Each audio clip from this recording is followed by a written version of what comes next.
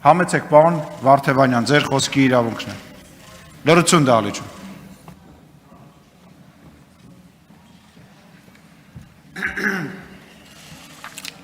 Շնորհակալություն, սիրելի հայրենակիցներ, պարզապես ռեպլիկի կարգով արձագանքելով վերջին մտքին, կարող եմ ասել նաև, որ ծայրահեղ ամոթ է սուտ ասելը, առհասարակ սուտ ասելը։ Եկեք մի քանի ստերից խոսենք, այնուհետև անդրադառնանք մի քանի այլ հարցերի։ Այս դահլիճում հնչեց հերթական անգամ մի սուտ, որը կարծում եմ ուղղակի կապ ունի նաև 44 օրյա պատերազմի, բանակի ուժի, բանակի խնդիրների հետ։ Որտեղ օգտագործվում է արտահայտություն, որ 2008 թվականին բանակը գնդակահարել է մարդկանց։ Նման տիտանական մասշտաբի սուտ չի կարա լինի։ Ստեղ նստած է պարոն Քոչարյանը, որը փաստահավաք խմբի անդամ է եղել եւ այլն։ Պարոն Քոչարյանից հետո կարելի ասել եկավ Սասուն Խաչատրյանական ՀԿՑ-ն։ Այն ՀԿՑ-ն, որը 3 տարի արել է ամեն ինչ, ինչը կարելի էր անել, որպեսզի հաճոյանալ այս իշխանության։ Նման բառ այնտեղ չկա։ Մի ասեք նման ստեր, այն էլ այն ամբիոնից, որը տարբեր բարձր բնութագրումներ էր ստանում ձեզանից։ Բանակը ապահովել է հասարակական կարգ, այո։ Բանակը ներգրավվել էր հասարակական կարգի պահպանության մեջ, այո։ Բանակը քաղաքական պրոցեսների մեջ ներգրավվելու ջաթագովներ կային, կրկին ստիպված էլի պետք է նայեմ պարոն Մելքոնյանին։ Ինչի պարոն Քոչարյանը կամ մարտի 1-ի ցույցերին մասնակցող գործընկերները չէին հիշում ինչպես էր պաշտպանության փոխնախարարի անունը բարձր կերպով ազատության հրապարակից բարձրաձայնվում, որտեղ նաև եկել էր արդեն։ Խնդրում եմ, մի բան եկեք ֆիքսենք։ Փաստահավաք խմբի անդամ եղել է Անդրանիկ Քոչարյանը, այո։ Փաստահավաք խմբից հետո եկել է Սասուն Խաչատրյանական ՀԿՑ-ն, այո։ Քրեական գործի հատորներին ամբողջությամբ ձեր զեկույցներով եւ ՀԿՑ-ական քննչական գործողություններին ես տիրապետում եմ։ Այդ ամբողջ սավալին դուք էլ չեք տիրապետում, պարոն Քոչարյան։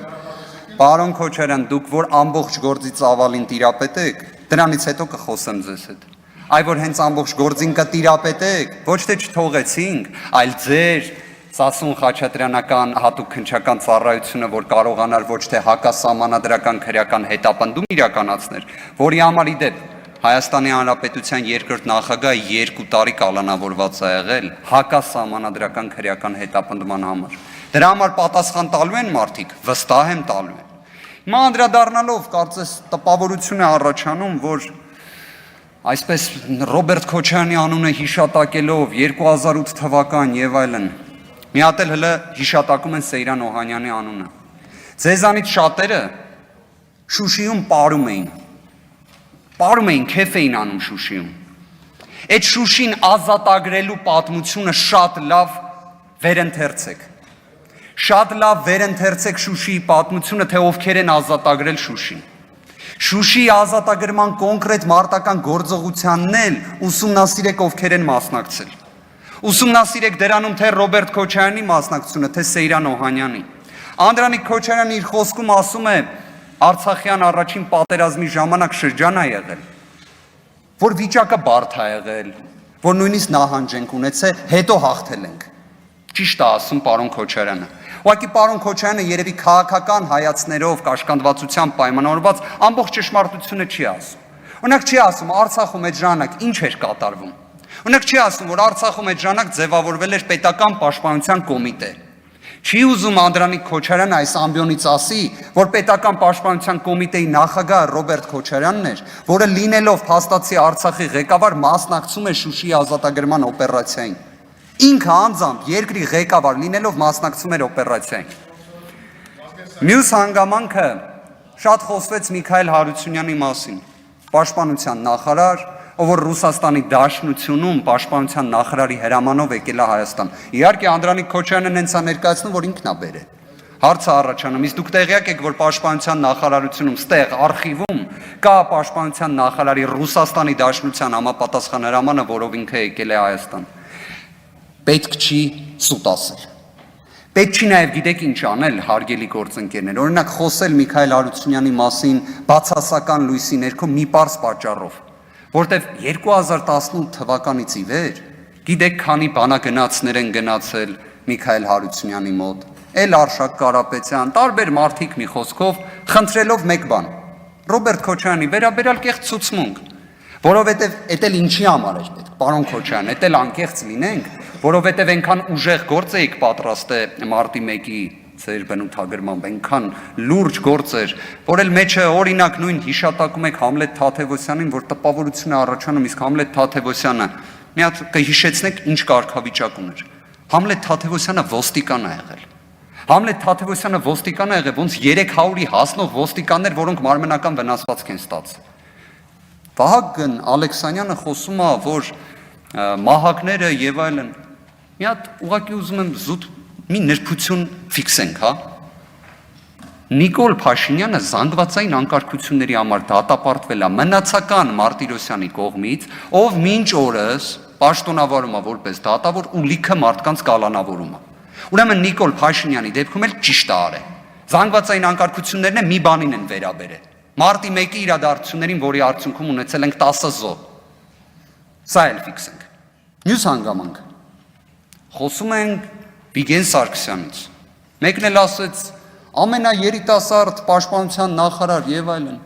Վիգեն Սարգսյանին դուք հարգելի գործընկերներ եւ մեր շատ ու շատ հայրենակիցներ պետք է շնորհակալ լինեն։ Գիտեք ինչի համար։ 1000 դրամների հիմնադրամի։ Այն հիմնադրամի, որը այսօր այդ աստիճան ամեն կերպ կանգնած է, թե հաշմանդամություն ստացած, թե զոհված, թե անհետ կորած մեր հայրենակիցների կողքին,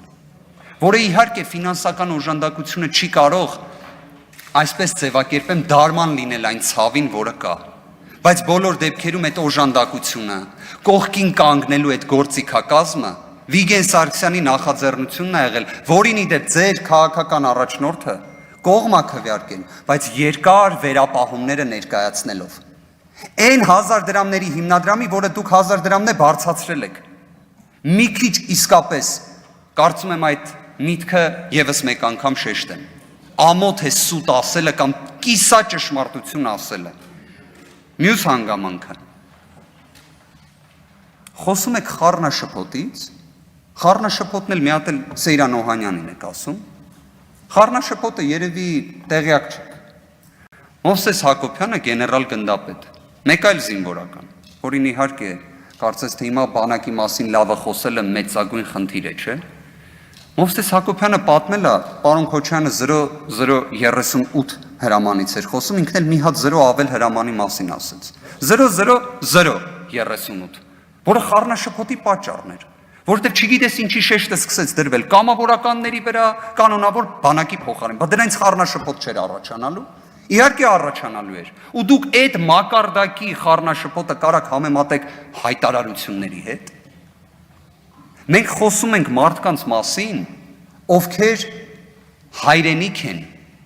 առնվազն մասը թղթով նոյեմբերի 9-ի հանձն է։ Պարոն Ռուբինյանը խոսում է, որ գիտեք,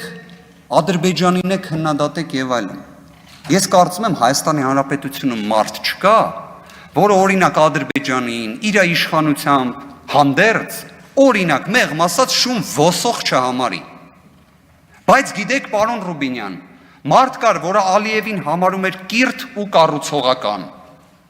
Ես այնքան ուզում եմ իմանալ այդ տեղեկատվությունը, կարծում եմ մեր հայրենակիցներից էլ շատերը։ Դուք օրինակ ասել եք Նիկոլ Փաշինյանին, ինչի էր կիրթ ու կառուցողական համարում մի մարդու, որը առնվազն ապրիլյան պատերազմից հետո երբեք չէր կարող լինել կիրթ ու կառուցողական։ Կարող էր լինել խելագար, մոլագար եւ այլ նման ձևակերպումներով։ Իդեպ, պարոն Վարդանյանն է թույլ չի տա խաբեմ, որ կարող ենք ասել նաեւ միջազգային հումանիտար իրավունքի տեսանկյունից հանցագործ, բայց երբեք ոչ կիրթ ու կառուցողական։ Էլ չասեմ, օրինակ Անդրանիկ Քոչարյանը որպես պաշտպանության անվտանգության հարցերի անձնաժողովի նախագահ, ինչ էր զգում, երբ ազգային անվտանգության ծառայության տնօրեն նշանակվում էր 29 տարեկան կամ 30 տարեկան Հայաստանի Հանրապետության քաղաքացի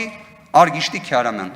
ով իդեպ իրավաբան է, կարելի ասել հերրակակարգով վստահ եմ իրար ճանաչում ենք, բայց ազգային անվտանգության ծառայության տնօրեն ու ձեր մշտական հանձնաժողովը ոչ մի խնդիր դե չի տեսել։